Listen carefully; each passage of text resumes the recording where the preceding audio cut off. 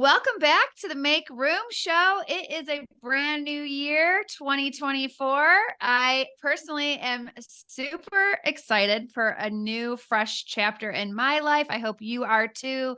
And this episode today is going to help you focus on clearing away the clutter in your friendships. If you need to sweep up some stuff and clean up some stuff in 2024 when it comes to friendships, if you ended 2023 kind of questioning some friendships in your life, then this is the show for you. And I'm so happy to introduce you. They've been on the show before, but I'm welcoming them back again. My good friends, Amy Debrucque and Lori Beth Aldridge. Aloha. Hello, Jennifer. We're excited to be back. Totally. So just as a little bit of backstory, so you all know that are listening, if you haven't been introduced to my two friends before, you have to know, since we're talking about friendship today, that this did not start out as a friendship. This started kind of as a business transaction. What, girls, 3 years ago? That sounds right. Yeah, that sounds right. Yeah. I want to say even a little longer, but yeah. Yeah, roughly 3 years ago, you were both guests on my podcast at different times. I was looking to add women to a mastermind group. I reached out to you. We started meeting once a month in a mastermind. And next thing you know, we just have become such close friends. We started the focus retreat last year in Kentucky. We all stayed at Amy's lake house. And we were like 3 girls in high school at a pajama party when we got there, because we literally talk on Voxer every day of our life. And so now at this point, I talk to you girls more than I talk to anybody on the planet. maybe except, I don't even know. I might talk to you guys more than my kids at this point. Yes, I think Voxer kind of lends itself to having that easy accessibility. So when we're always in an ongoing conversation, it's just like the conversation never ends. It's like, Yes. oh, by the way, and oh, I went to bed, but let me go back and listen. And yeah. I mean, it's just so funny. So because we started out talking about business and helping each other with our businesses, we're all coaches, we're all entrepreneurs. You girls have your own podcast. So before I really get into it, I kind of just want to refresh everybody. Just go ahead and let everybody know. You can start, Lori Beth, what you do with your individual business. And then we'll go into our fun, juicy topic of today. Well, I'm Lori Beth Aldridge. I live in the very currently cold state of Idaho, and it's so fun. But I lived on Maui for a really long time, almost 2 decades, and that's where I started the Elevating Motherhood podcast. I just wanted to create resources for moms because I realized that a lot of us were lacking in confidence as a result of the toxic messaging about motherhood in our American culture. And I just wanted moms to feel more confident. And I realized the path to that was resources and perspective. And so I started the Elevating Motherhood podcast. I also have 4 children, and I've been homeschooling for nearly 20 years. And I decided to start an offshoot, if you will, of Elevating Motherhood, and created the Elevating Homeschool community.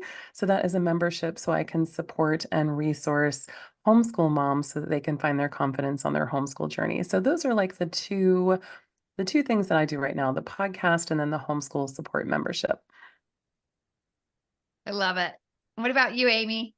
Well, I'm Amy Debrucque, and Jennifer and I are both East Coasters. So I'm in Central New York most of the year. And then in the summer, I am in Kentucky, where we hosted the first focus retreat. But I started as an author, published author. And then from there, that book, Embolden, really lended itself to people asking about confidence, and was I always confident, and courage, and all of that, of course, as a faith-based perspective. And so that really lended itself to doing coaching women in confidence and what that would look like in their lives. And then really just in the last 6 months, an expansion to offer women the opportunity to get their people in a retreat setting, if you're not going to our retreat, but something where they can gather with their people and kind of speak life, or coaches or business women into them in Kentucky at the lake house. So those are the things that I have going on. But similar to Lori Beth, I'm a mom of 4. And I think that mothering, parenting just doesn't age out. Most of mine are out of the nest. But I was just on the phone with my 22-year-old son last night for 45 minutes, and I consider that a gift when they still want your advice.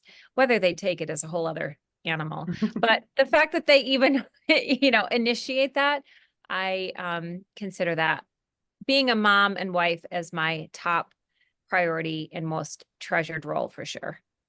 I love that. And that's a lot of, I think, where our friendship started is we had so many similarities, writing books, speaking, running communities, live events, coaching, but at the core, our values are all very similar. And we have had some deep, deep conversations over the past few years. I think what was just such a joy was meeting in person because this friendship grew over technology. We had never even seen each other face to face until gearing up for the focus retreat. Amy and I met in New York a couple of times that summer. And then Lori Beth, we got to meet you face to face in September. And it's like, that part just threw me, like becoming friends over Zoom like this, our monthly meetings, or Voxer, and then turning it into like a face-to-face sleepover for several days was just such a gift. And we learned so much more about each other that we didn't even know. And then we laughed, we stayed up like schoolgirls way too late, and we'd have to get up and speak. And we were like, maybe speaking and at the crack of dawn is not a good idea when we can't get ourselves to bed on time. So we've learned next year at the focus retreat, maybe we'll have a better schedule for that late night chat. Awesome. So one of the things that we have kind of talked about a lot lately is this concept of transactional versus transformational friendships. And we have all kind of been going through some seasons of friendships changing in our lives and looking to each other for some advice or clarification, which lends itself to long in-depth conversations, which we tend to like to do. We like to go pretty deep with each other. And we're pretty blunt, which I think is rare and refreshing. So I really wanted to have you guys to come on because I feel like other women, like we have each other and we're already our coaches. So we're constantly getting 3 different points of view from 3 different coaches every day of our lives. But a lot of women out there don't have this kind of circle. So I really wanted to dive in because I think it's important to validate other women's feelings. So my first question is going to be, what do you think is the difference between a transactional friendship and a transformational friendship? I'll start with you, Lori Beth. I was thinking about that, and I'm going to tackle this from the lens of hospitality, because that's something that's very important to me. It's something that I value, and I feel like if we can look at friendships through the lens of hospitality, not only are we being hosted by our friends, but are we also being a good host as well? And if you're trying to figure out if a friendship is transactional or transformational, I think you can think of it this way. When you are in that person's presence, does it feel like you have been invited into their home, that is set up and welcoming for guests? Are you invited to sit at their kitchen table? Are you invited to sit on their couch and sit down and have a cup of tea or a cup of coffee and chat? Do you feel like you can relax and be yourself? Does it feel stuffy, like you're sitting, or should you be sitting on this couch? Are you holding the tea mug right? I like houses where I can accidentally find myself with my feet up on the couch and be like, oh shoot, sorry. Should I be that informal? I like where the boundary is still respectful and we're getting to know each other, or we know each other really well and we're just comfortable in each other's presence. And those are my transformational friendships, the ones where I feel welcome in their home. And by their home, I mean, just in their presence. Or if it's a transactional relationship, I am invited to sit on a couch that feels like a stuffy, stiff couch in a sales room at a car lot, Like both acts are sitting on couches in the presence of the other person, but if you are sitting on a couch at a used car lot, they're trying to sell you something, and that pressure is just there. Now, if you need to have a transaction with them, a business transaction with them, we need transactional relationships. We need networking to a certain degree, but I also think that we absolutely need community, and community is made around the kitchen table, not in the lobby of a car sales lot, if that makes sense. Good. Good comparison. So Lori Beth, when are you talking about like when you're able to swing on the porch with your feet up and we're Yes, all laying on exactly. top of you? That kind of transformation. Yeah, well, I'm nursing my kid to sleep and my Yeah. other kids might be running around. And Oh, we're all yeah. trying to snuggle with Lori Beth while she's getting all that done, but that's a podcast for I another mean, day, I think. it's totally normal. It's totally Totally normal. Awesome. Well, I'm approaching this topic from well, first, let me just say the idea that I think that you can have transformational friendships, and having just also be in a different season where it might not feel like it at that moment. One of my very best friends, we're just in two different seasons of life. My kids are almost out of the house. She has a 7-8-year-old. And so the relationship at its core is transformational always, but we're in a different season. So sometimes it can seem transactional, but at the core, and you know who those people are, that they're not going anywhere. But to me, that snapshot really kind of like, how can I gauge what type of friendship it is? For me, it's always been a matter of maybe loyalty. So transactional friends to me are the friends like you're talking about, Lori Beth, we're all in the same room together, but not everybody's in your corner. And so that's kind of how I visualize that.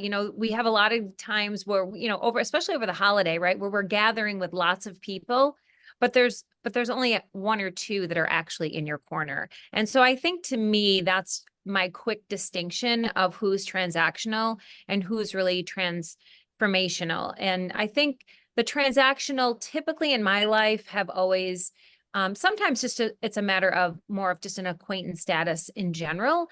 But a lot of times I think I can have that differential because they lack a reliability that I would count on or just expect from somebody in a transformational relationship. It's not about focusing on their political views or their status. It's just they're kind of like in it for the long haul, the transformational friends. And transactional is kind of like, how can I benefit from this? And if I can't, I'm kind of on to the next person. Mm-hmm. Yeah. And at this age, we've talked about that, how we don't like to waste time. So I feel like as I'm getting older, I'm more apt to move on than I was when I was younger. For me, I really relish time in my life. It's something that obviously teach on, but I also just prioritize it. And I'm very strict with the boundaries around my time. And I think that has a lot to do with the difference between transactional and transformational. Is when I am with a friend who is transformational, I know my time with her is well spent. I know that every time I'm with her, I'm evolving. I'm true to myself. I'm growing, and I'm not trying to be somebody else. I'm not worried about putting on a facade or measuring up. It's just my true core self showing up. And I mean, quite frankly, that's what we've done for each other. And that's been such a gift to just show up raw and, I mean, truly ourselves. And it's been a great example of what I'm looking for in this point in my life. And so transactional, I'll kind of start to like, there's definitely a benefit to it. I mean, there's things like where your kids go to the same school or they're on the same team and you are sitting next to each other on the bleachers every single game, chatting it up, but you don't really have time to go deep. And it serves a purpose for a season, but I don't leave a conversation like that. I don't leave a transactional friendship and feel like, wow, that was so worth my time, or it was just so, it was so powerful. I really do look for relationships that are transformational because I am one of those people that I can chit chat and small talk with the best of them, but it doesn't light me up. Deep conversations light me up. And I'm okay with that. and I appreciate a woman that can be deep and raw and authentic. I see that very quickly in people, and I'm like, wow, I love that about her.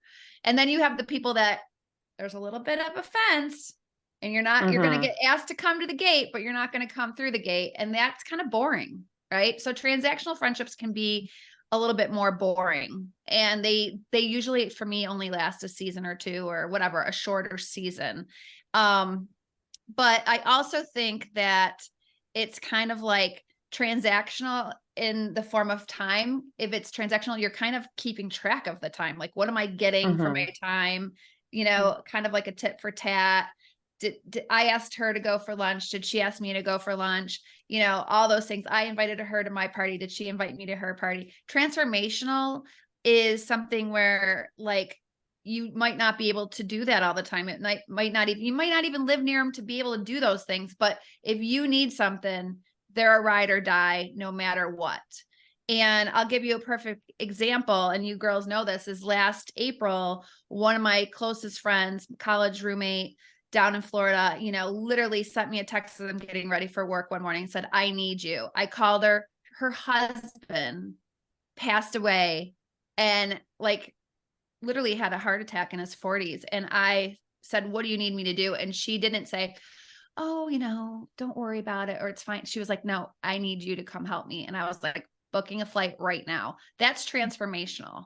Like, she didn't have to explain all the reasons why. It's just, I need you. And the transformational friendship, you show up. That's it.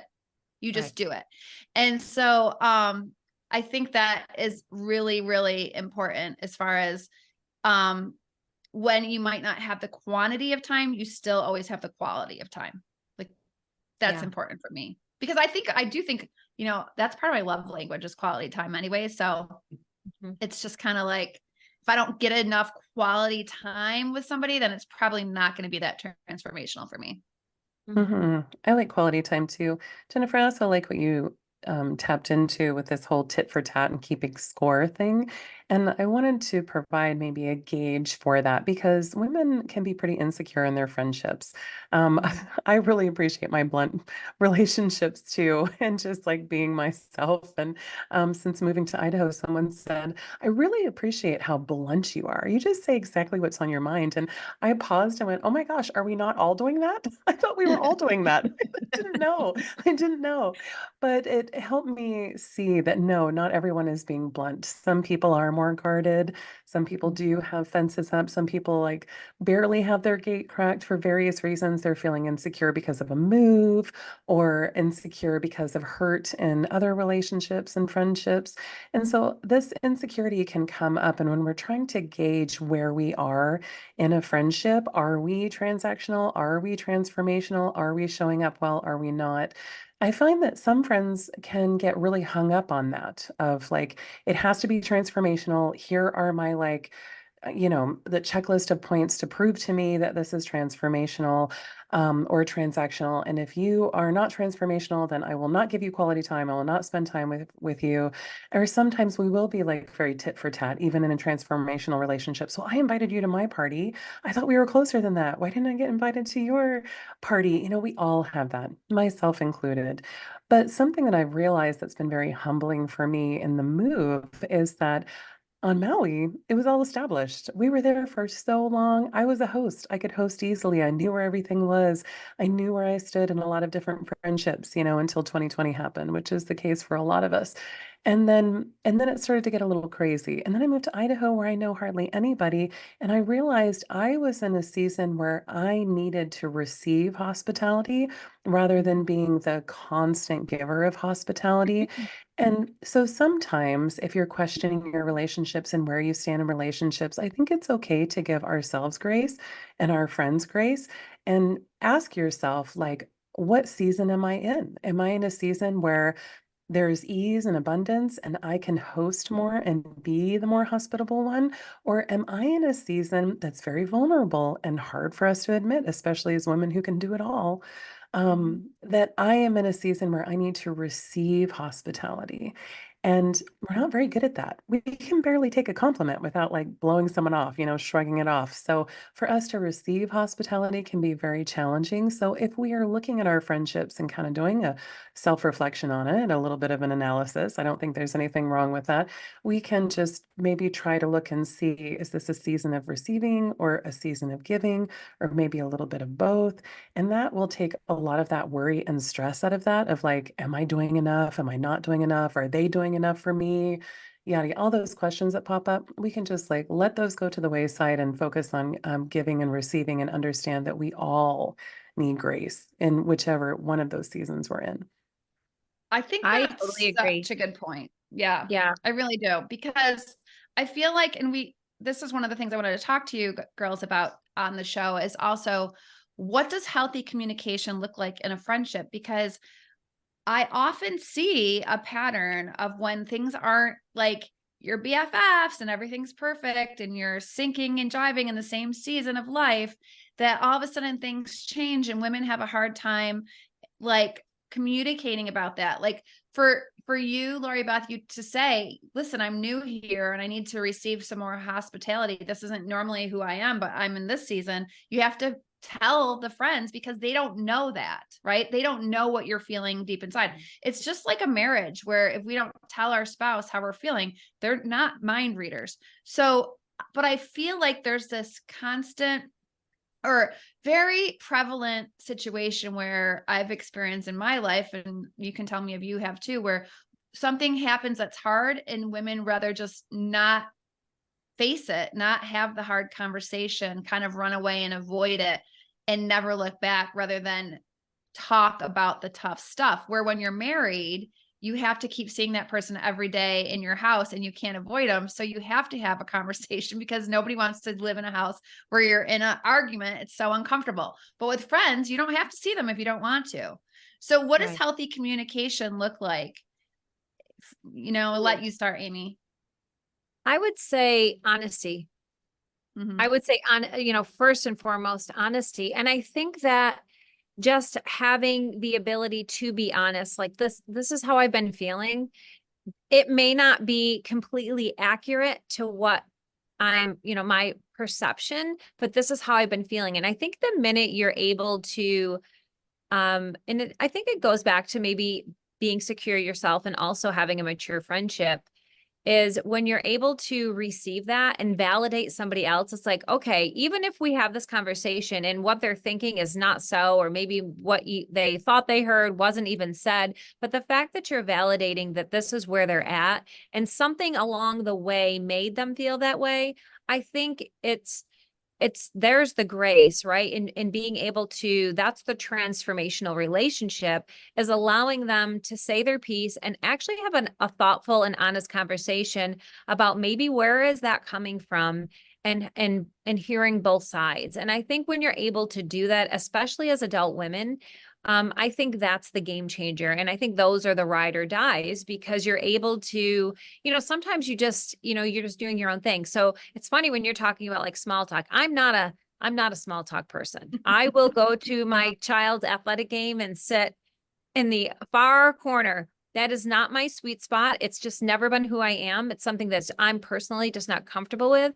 It has nothing to do with the people around me, who are lovely, and I know who they are, and I've talked to them many times. It's not them. It's just where my comfort level is. I run out of things to say, or then I'll say something that I don't want to say. And that's kind of been, the way I've run my friendship. So when we're even talking about boundaries, I'm somebody who does, I wouldn't say put up a wall, but I also have, over the years, and I think the older I've gotten and the older my children have gotten, have established more boundaries that feel good and healthy for us. And so I think that's the other thing too, when you're able to have an honest conversation with women that you're close with, that feel maybe like, gosh, I feel like I'm left out here, or whatever. And you're able to express that this is just who I am. And again, it's no slight to you. It's no slight to your worthiness of what I feel that, I could say to you. It's like you said, Jennifer, it's who's the woman you can call, or that they can call you, that's going to show up for you. And so that shouldn't be dependent on a daily conversation per se. I have a friend from high school that we see each other literally once a year. She's only like 15 minutes from me. It's comical how we just never meet up, and we literally pick up where we left off. And it's just easy. And there's no expectation of, oh, she's not calling because she's must be upset about something. There's none of that. There's no reason for it. There's just that's just the way we are. And so I think the older I've gotten, the more I appreciate, first of all, this is a tough phrase, but low maintenance relationships, because my ride or die people at this point, I feel like I am constantly in a state of growing and fine tuning my skills, my friendship skills, my communication skills, the whole gamut. But there is a point where you have to know who that person is at their core. And if I'm falling short, which I've done many times over the years, because I'm somebody who's a little more introverted, because I'm somebody who has a little bit more boundaries. But if you don't know me at my core and you're not allowing me that grace, and I'm not allowing you that grace for maybe a misunderstanding or something, then there's a problem. So I think it also, you have to establish, there's the connection with the right people, because the right people will understand that. They may be annoyed at times. We all get annoyed with each other. Women are tough, but you love the person. They know you love the person. And there's the opportunity, like I said, to validate their feelings when they are in a cycle or a season where they feel maybe something isn't strong enough, and having that conversation, to me, that makes the difference. Mm-hmm. Oh Yeah. my gosh. I think it's so important to have the conversation rather than make assumptions. Yes. Because absolutely. you can really get in your head with assumptions. And now you have a whole nother narrative Sure. going on over here that isn't even reality. Right. And the other thing that's really tricky now is these phones. Any important conversation, I do not believe should be ever text. It should No. not come through text. There's too many ways to misinterpret. So Absolutely. it has to be a face-to-face. And a lot of times, I've suggested this before and people kind of like bow out from it. They're like, oh yeah, I'm really busy. They don't want to do the face-to-face, and it's like, and I just can't do a serious conversation any other way because there's too many ways that I could misinterpret. Yeah. But that's a maturity thing, Jennifer. I really feel like it is hard. And I think this technology is making it harder. I mean, I still make my kids, like at Christmas time, I'm like, okay, you're not going to just call, you're not going to just text your aunts or uncles or thank them, that are out of state. You're going to get on the phone, make a phone call. You're going to drive over and whatever. But I think it's just the way the world is. It makes it harder. And it is hard to see somebody face to face. Listen, I pride myself on stuffing my emotions. I don't like crying. And I know that a conversation is going to produce tears.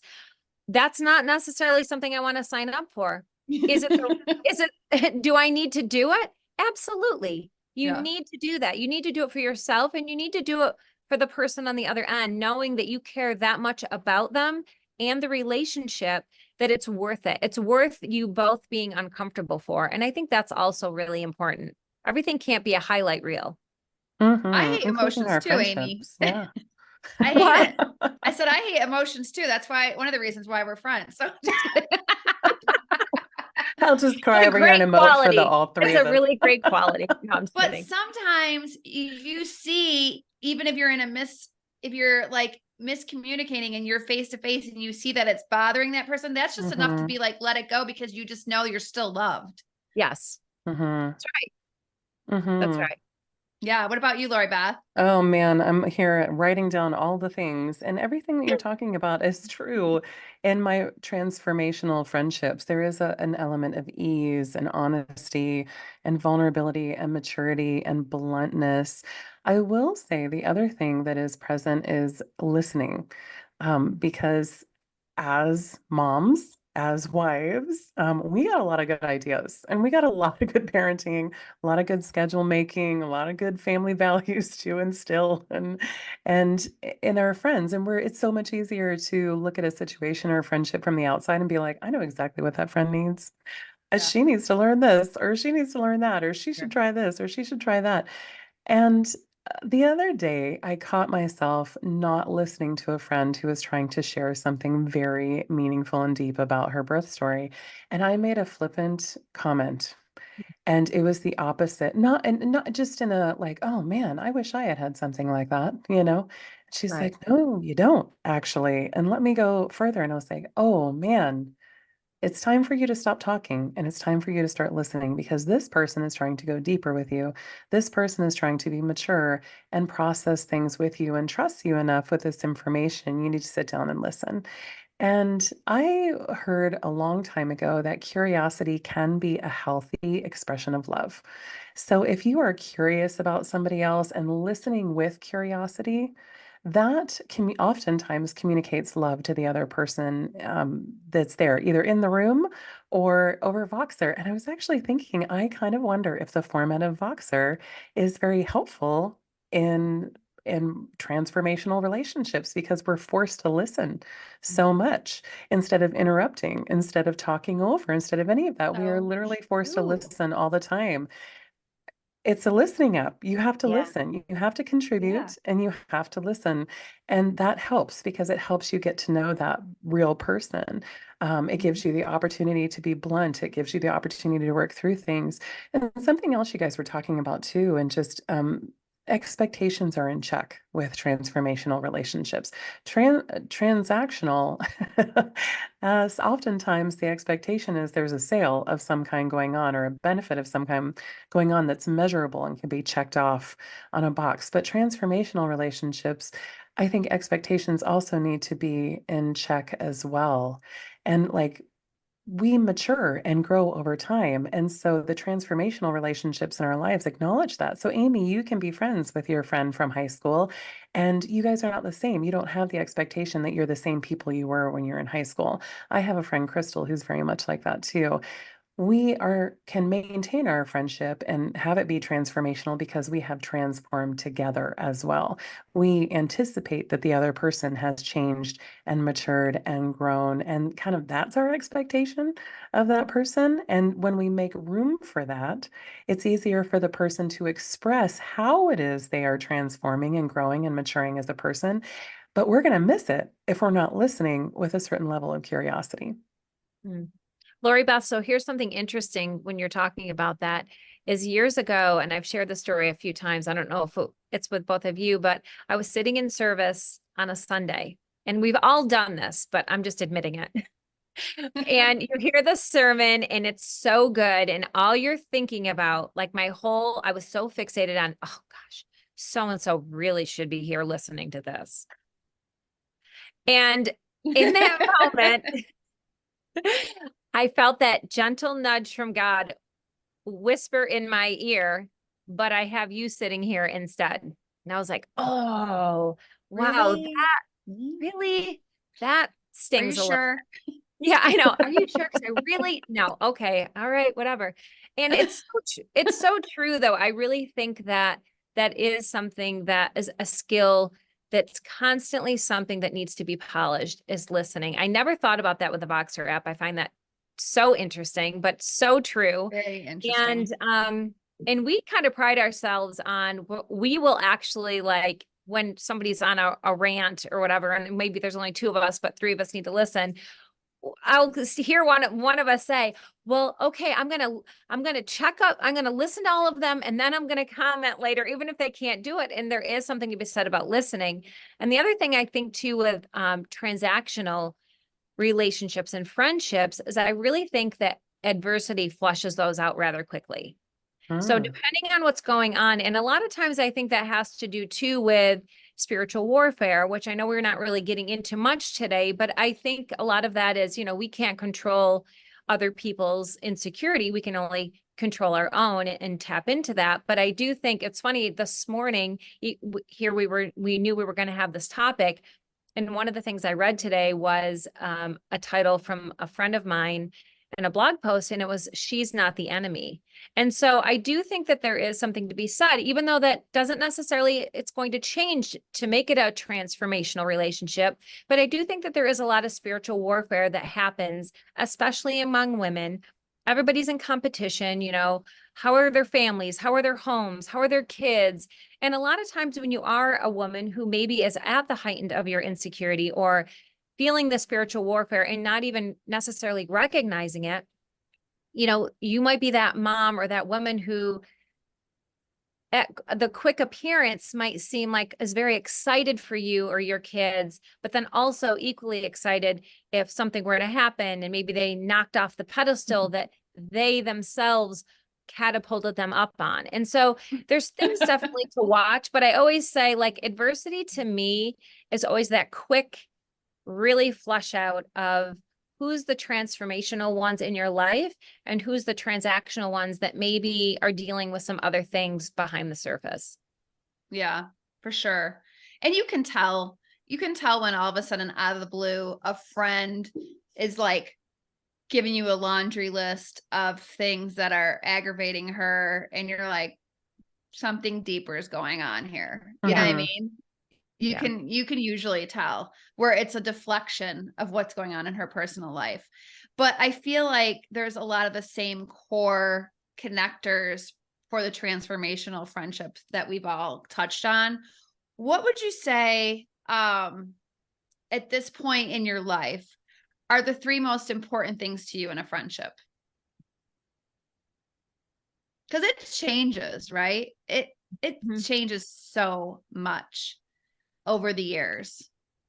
I would say loyalty, number one, integrity.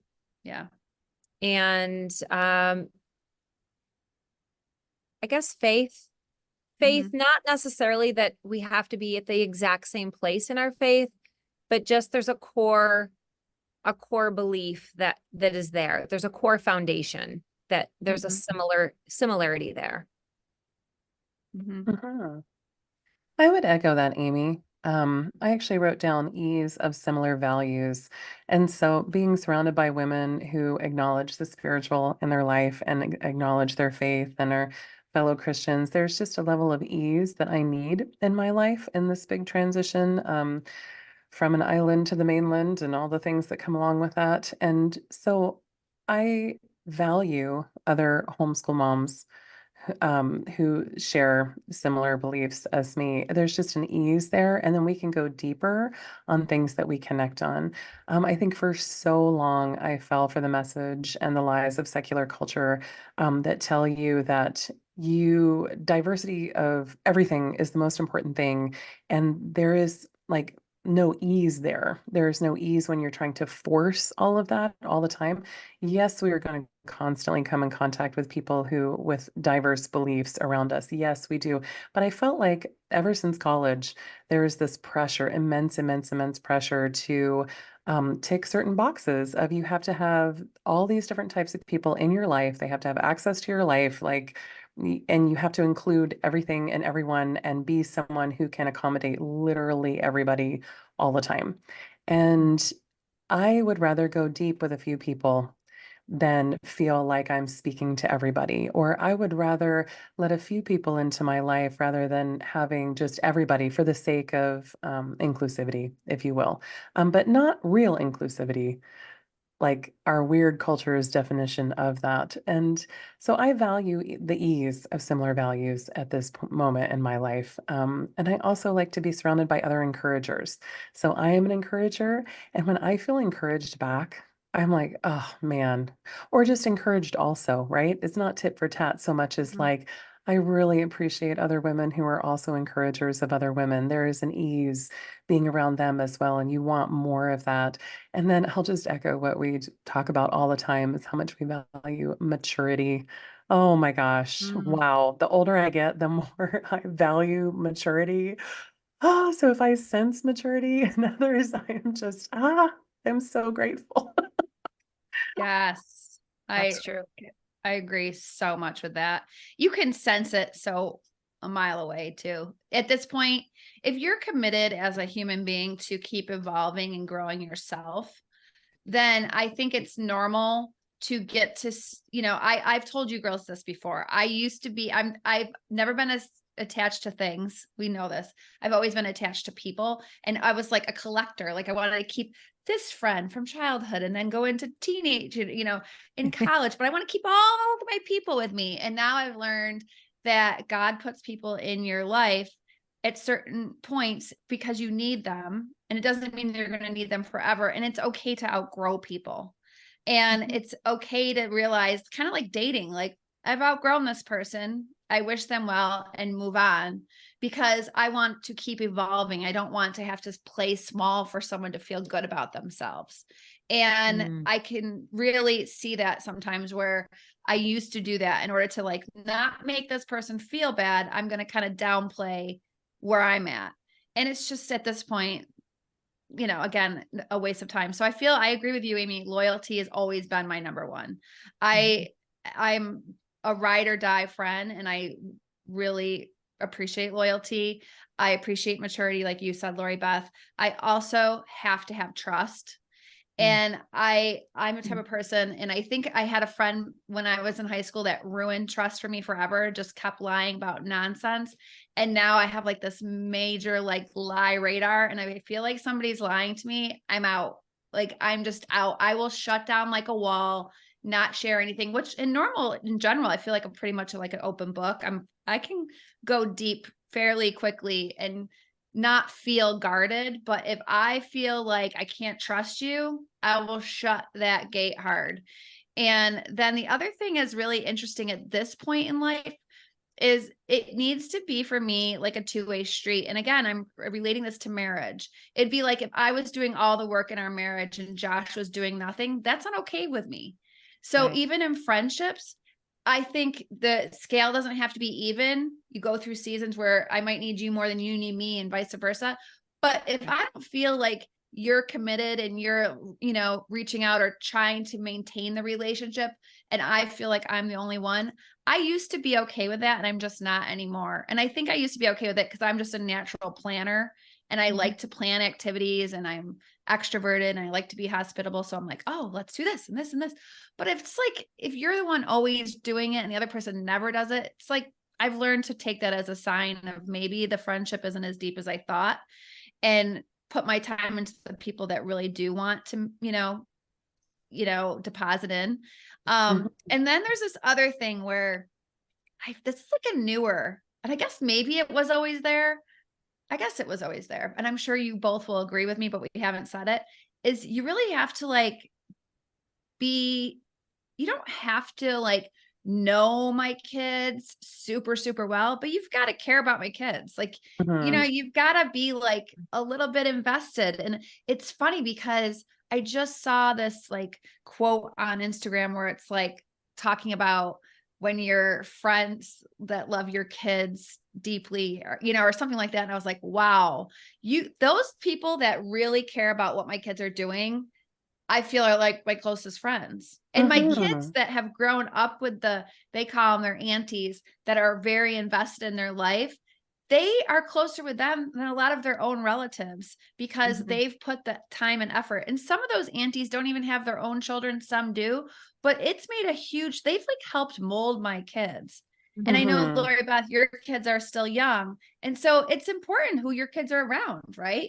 And I know there's certain 100%. things that you don't tolerate, like you don't like your kids around drinking and people that are drunk. And it's like, that's a hard no for you. And so I just think about all the things when you're raising kids, that why it's important for you to be like that is because now when you have adult kids like Amy and I, they had a part in growing your kids. It's important. So even though a lot of people probably don't think about it, it's a big factor for women, I think. Jennifer, I love that so much, and you're so spot on. And actually, one of my roles I feel like is to be auntie. And maybe it is like a Maui, Hawaii hangover kind of thing where everyone there is auntie and uncle, whether you're related or not. But there are special aunties and there are special uncles, and they're the ones who really pour into you too. When we host stuff at our house, I have chills just thinking about it. I can tell you that the kids come and they walk up to me and say, "Hello, I'm here." And I'm like, "Well, hello." And I call them by name. And a lot of them are like four or more kids, right? And so knowing their name in a crowd feels really important to them. And so I make sure to call them by name, ask them how they're doing. Can I, and I feed them as well, like it's not just making tea for my mom friend, it's also making mac and cheese for all the kids too. And they love my mac and cheese. Most of them. It's homemade organic with raw milk, okay? So it's interesting because I've always tried to be that, and I do recognize that as part of my role in a friendship. If I have a mom friend, it's that their children matter most to them, their family matters most to them. They're very family centered. I mean, that's part of that ease of similar values, right? It's another reason why we get along. But when I see other women who value the role of mother, they're not putting their kids down. They're not putting my kids down. They're not ignoring them. They're also not sunshine, rainbows, and puppies thinking that we're just going to always get along. There's never going to be any discomfort. Our kids are always going to get along. They're never going to fight. It's the moms that when our kids do fight or have a tiff of some kind, we love each other's kids enough that instead of blaming them and saying, well, my little sweet angel sugar pie pumpkin boo boo bear did not deserve to be smacked by your, kid over there. Right. Instead, it's like, whoa, let's look at the big picture. We're all together. Like, what an awesome opportunity for us to work through this as mature adults and set the example. And instead of me immediately criminalizing somebody else's kid, I'm like, hey, this is awkward, but we're going to have to like work through this. And those are the transformational relationships, the ones that actually consider your kids as well. I love it every single time those little faces come through and they have brought something specifically to show me because they think I'll like it, or they've drawn me a picture or something like that. I do not take that lightly. I don't just set it to the side. I stop what I'm doing and I look at them too. And you're right. I can't wait to see how that actually translates as my kids get older. So I love hearing you talk about that, Jennifer, because yes, I didn't realize that until just today, but that is also very, very, very important. I've actually had my daughter, now that she's an adult, say, when I'm home visiting, I want to spend time with this friend of yours or that friend, or I don't want to spend time with this friend or this friend's husband, or she's already like figured out who's who and what's going on. And it was funny because one of my best friends doesn't have kids, and she said to me the other day, she's like, it was her birthday, and she was like telling me who reached out to her, and it was like, of course, her Auntie Cindy never misses a beat. And I had to tell my friend, like, because she doesn't have her own children, do you know that she knows you will never forget about her, and that she just appreciates that about you? And so I think that was really cool to recognize any of these aunties that are a big part of your kid's life, letting them know how your child feels about them and how they're making a difference, because they might not realize it. Right. Right. No, I agree. And it's funny, Jennifer, when you're talking about the holidays and stuff, and you were saying how one of Bryson's friends was staying with you and all of that. And so one of the things on the Christmas party that we hosted now for years is that it was a kind of a rite of passage that when your child graduated, they were invited to come to the party. Because it was just adults first, just as kind of a release, because we were with our kids all the time and all of that. But once they graduated, they were invited, and it was such a big thing. You could hear like, Blair was the first round and her friends, and it's like, what are they going to wear? And what are they going to do? And then it was Sam and that whole crew. And it is a wonderful feeling, like you said, Lori Beth, to have that full circle moment with people, with kids that actually that you've invested in that aren't your own. And also, Jennifer, that have invested in your kids. One of my closest friend, Alice, she used to have a snack drawer for when kids were over there. And they knew that that was her thing. That was her like affectionate, whatever, is like, okay, this is for welcome for all. And so kids do remember. And so I think that's interesting. My kids remember too, and they know who's made positive impacts and they know who's made just the opposite. And so it does stick. So it does make a difference who we surround ourselves with, for sure. Oh my gosh, Amy, let me gush for just a second because you're one of those aunties to my kids too. I can't tell you how many times my kids have been like, I really think this is a recipe that Amy would make. Or like, I really think that this is a recipe that Amy would enjoy. And it's so adorable. And I love it so much because, oh, it's such a gift to them, truly. Well, that's It nice. is. I It's think a gift it's to like, me. I think that when you start to realize the payoff of raising kids when you're at our age, I don't know what I just did in my hair. It's a little wacky now.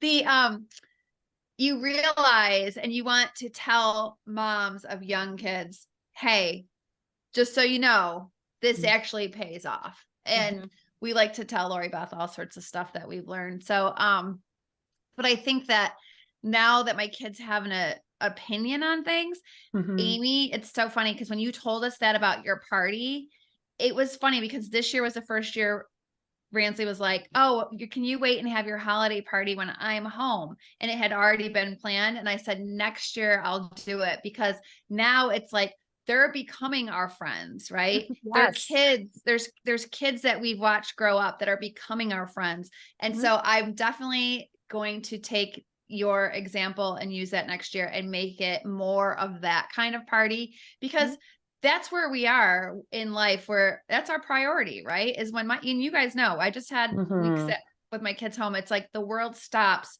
when they're home. That's just how we run as a family because they're not here every day. And so it's cute when they say, oh, we want to be part of your new friend tradition, you know? Yeah. So I'm definitely doing that next year. I love it. I'm putting that on my very Christmas plan that is there's so many things from you guys, your recipes. Awesome. Well, I it mean, adds a whole different level. I will say this, you're right there. And Lori Beth, I mean, I'm not even concerned in any way, shape, or form because I almost think you're halfway there. I think you're ahead of the game. But it is such a gift when your children become your friends. And I never desired any of that. I'm still, I still have one at home. So we're not quite there yet. You still have to be the parent person. I'm all on board for that role. And I never desired to have anything other than that when my kids were little. I knew that what they needed and guidance and discipline and all of that. But there is something really wonderful about that experience. And so it has become, Jennifer, a highlight, I think, for Ron and I, just as much as it is for the kids to be able to come and do that and attend. Now, Addie has had the benefit of being the youngest. So such the youngest. She technically hasn't graduated and she's been to the last two because of her siblings. But all that to say, watching them become best friends and then having them become a new set of our friends, I think is truly like, that's the dream. Like that's what you want. I mean, I feel very fortunate. And I think one of the reasons that being an introvert was easy for me personally is because I'm very close with my brother and sister, and they're the auntie and uncles. Just naturally, I really didn't have to seek out that far. Now, I do have a couple of friends that also satisfy that role, but it is a really wonderful thing when it just keeps extending and extending and extending. And watching them be a part of all of it is just the cherry on top. Yeah.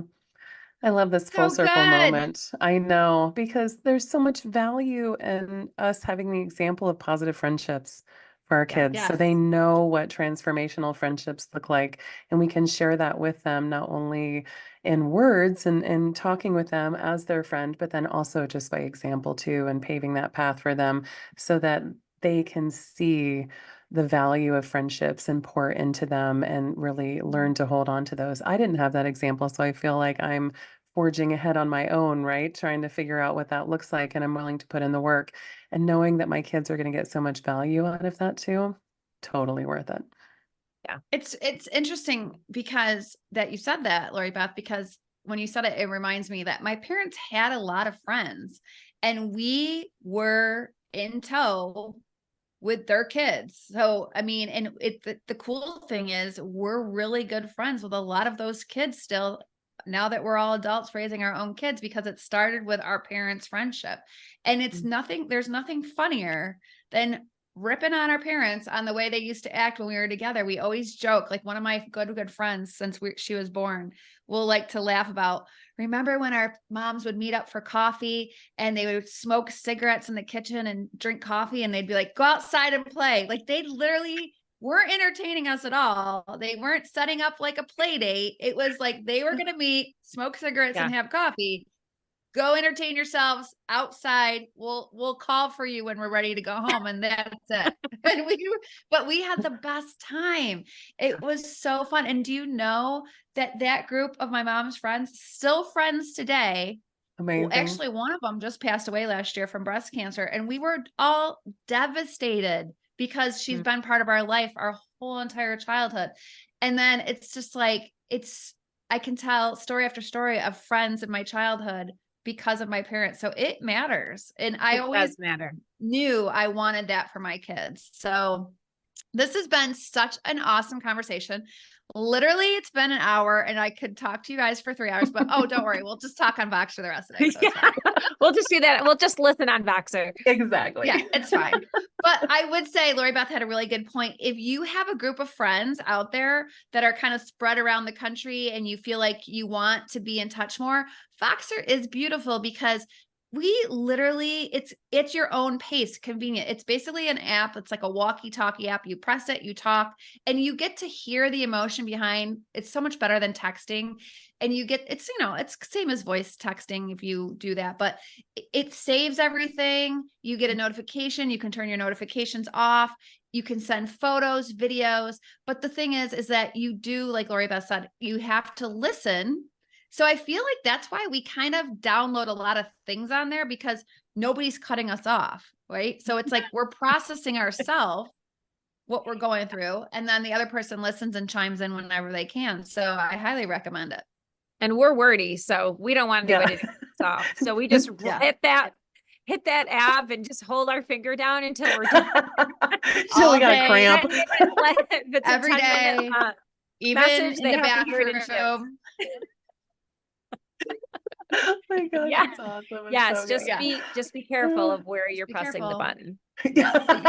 You can upgrade if you like to delete your messages. You can upgrade, or it's just for free if you don't care. But guaranteed you'll laugh a lot. Yes.